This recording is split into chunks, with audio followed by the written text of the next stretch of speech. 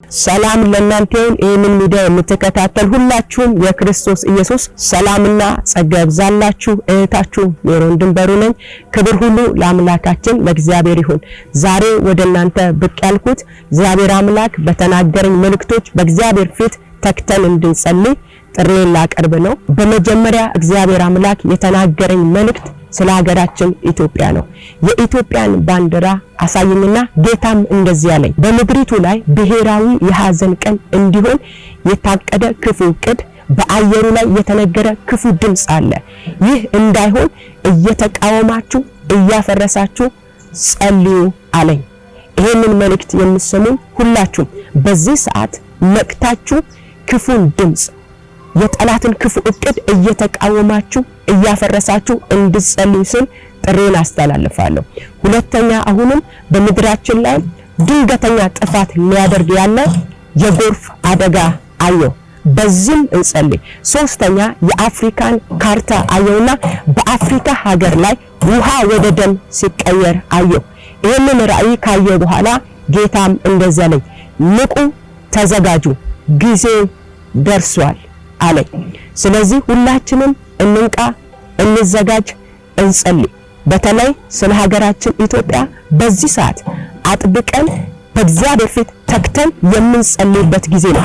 ጊዜው የጸሎት ጊዜ ነው። ስለዚህ ይሄንን መልእክት የምትሰሙ ሁላችሁም ወደዚህ ሚዲያ መጥቼ እግዚአብሔር የተናገረኝን መልእክት የምናገረው ሁላችንም በምንሰማው መልእክት በማስተዋል በእግዚአብሔር ፊት ነቅተን ተክተን እንድንጸልይ ነው።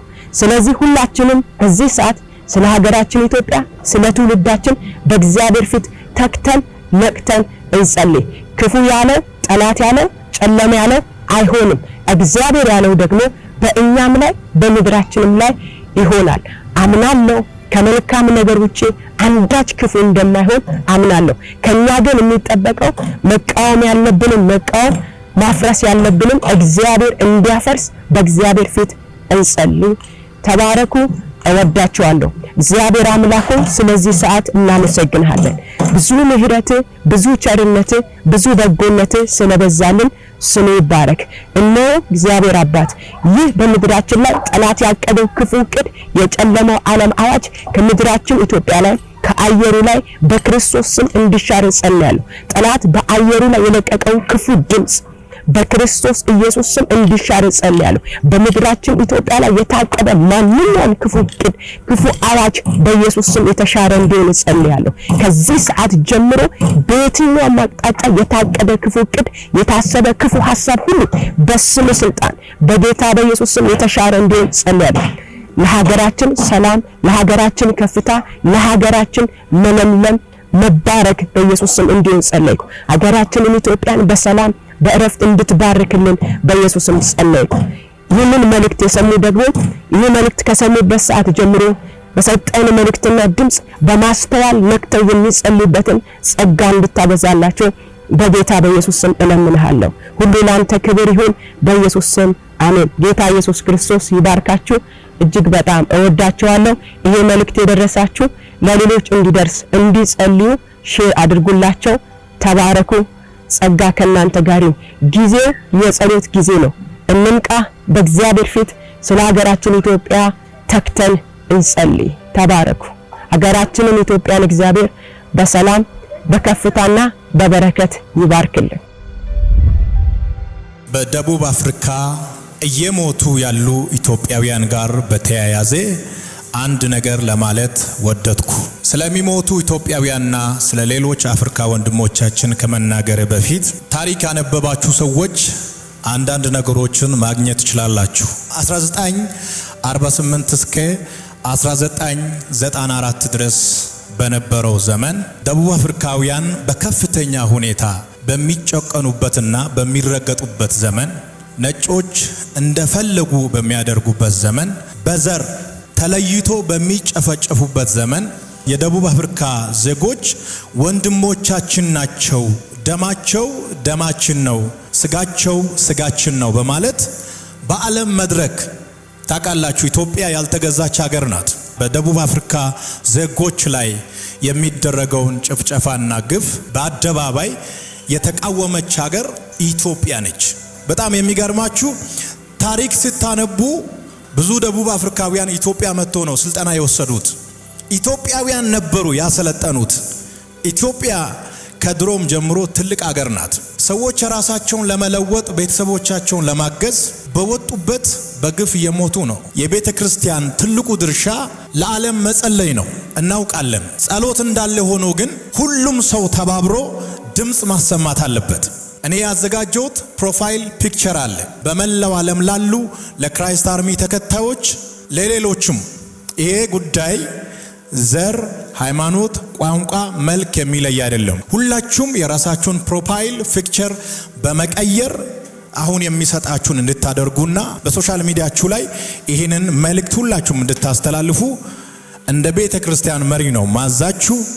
ወደ ሀገራቸው እብን መመለስ ካለባቸው በክብር መመለስ አለባቸው እንጂ ሬሳቸው መምጣት የለበትም። የፌስቡካችሁን፣ የቲክቶካችሁን፣ የዩቲዩባችሁን ፕሮፋይል በሙሉ በዚህ ፕሮፋይል ፒክቸር እንድትቀይሩ ሁላችሁንም ጋብዛችኋለሁኝ። በደቡብ አፍሪካ የሚኖሩ ኢትዮጵያውያን የታመሙ ሰዎች አሉ ሲባል ገንዘባቸውን ልኮ የሚያሳክሙ፣ ትናንትና አባይ ተገድቦ እስከሚያልቅ ድረስ ገንዘባቸውን እየላኩ ከኛ ጋር የገደቡ ሀገራቸውን ተስፋ የሚያደርጉ ናቸውና ሬሳቸውን መቀበል የለብንም። በሰላም መምጣት አለባቸው።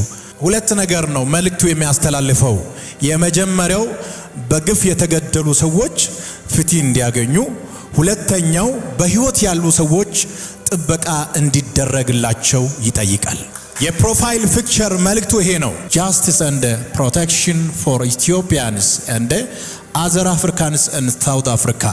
ፍትህና ጥበቃ በደቡብ አፍሪካ ለሚገኙ ኢትዮጵያውያንና ሌሎች አፍሪካውያን። ይህንን ፕሮፋይል ፒክቸር አስቀምጠናል በእኛ ሶሻል ሚዲያ ላይ። እየፈሰሰ ያለው ኢትዮጵያውያን ደም ነው።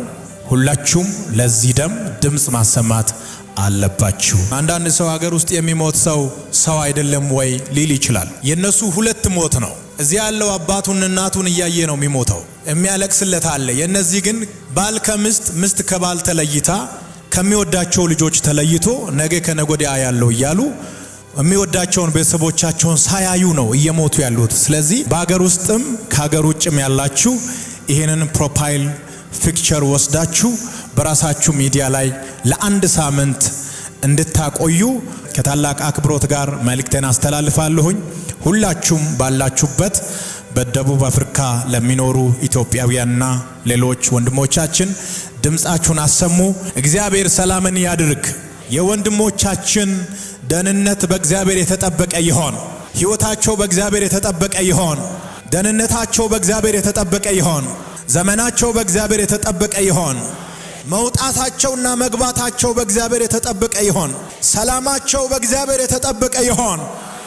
ሞት ይቁም፣ ደም አይፍሰስ። የእግዚአብሔር ሰላም በላያቸው ላይ ይሆን። አዋጅ ይገልበጥ። እግዚአብሔር ሆይ ያንተ ጥበቃ በላያቸው ላይ ይሆን። አሜን።